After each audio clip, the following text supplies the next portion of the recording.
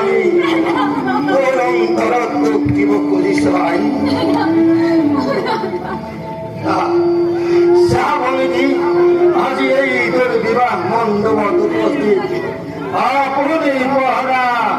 হবেই আজ ভাই